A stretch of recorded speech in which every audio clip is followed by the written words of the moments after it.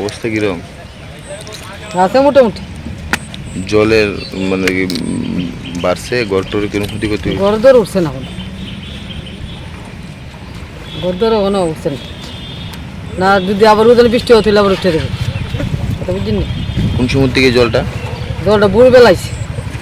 Chandrapur JB school কেন জল কালকে বৃষ্টি ছিল, বৃষ্টির পরে জলে এসে অনেক বাড়ি ঘর ডুবে গেছে।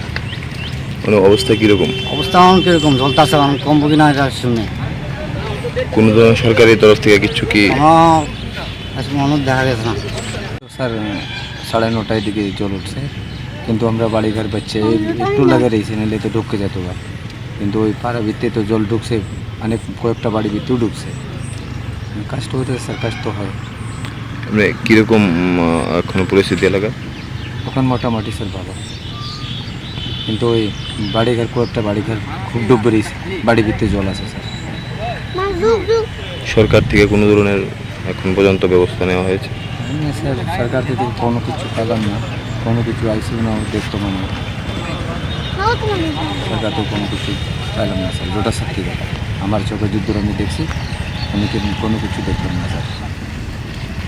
কিন্তু জল কমছে স্যার, এর জন্য আমরা মায়া এবং লিয়ে আই করলাম চোখের সামনে।